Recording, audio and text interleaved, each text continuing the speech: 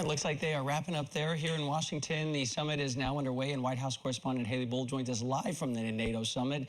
Haley, what can you tell us about also the president announcing new aid for Ukraine? Well, Chance, this was a really significant moment for President Biden and the alliance as a whole. The president declaring that history is watching and the alliance as stronger than ever as it marks its 75th anniversary. And President Biden is touting the strength of the alliance under his leadership in this vein as he is facing increased political scrutiny here in the United States.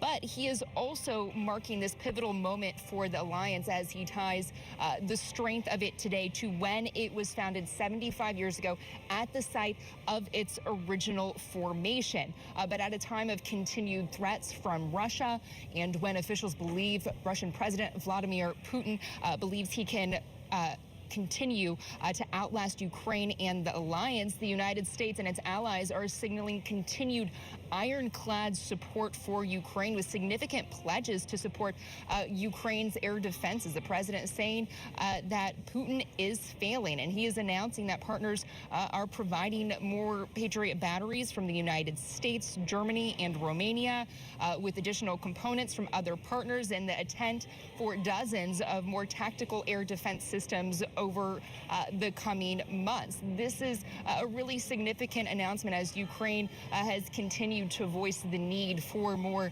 air defense support. And for President Biden, this was really an argument on how critical the alliance is amidst domestic pressure from some countries. The president noting that he believes there is majority bipartisan support here in the United States. And that's an important signal after we had seen a stall in United States aid among congressional Republicans earlier on that has since moved forward. And the president also making the case of a reinvigoration of this alliance under his leadership, with NATO partners spending more at this time, the alliance having expanded and rallying around Ukraine.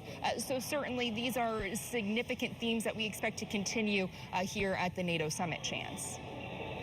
Haley, at the same time, this is a test of President Biden's ability to perform in big moments on the world stage, because it's no secret, you know, there are reports floating around, like in the New York Times, saying international leaders said he looked kind of lost at some points in recent meetings. Yet tonight we see, probably no accident, he does something only a president can do, giving out a Presidential Medal of Freedom. What's the latest?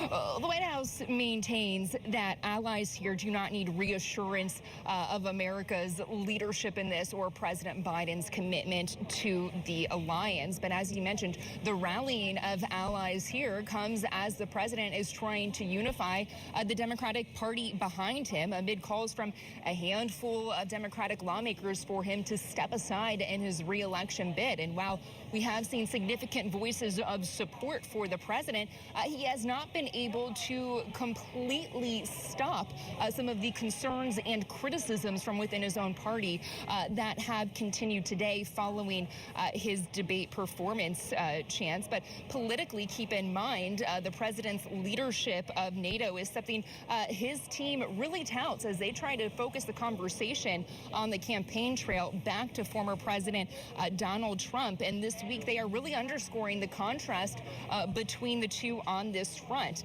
While Biden has been all in on support for NATO and the United States Article 5 commitment, under Trump's former administration, he criticized alliance partners for not spending more and cast doubt on U.S. support for the alliance during his time in office.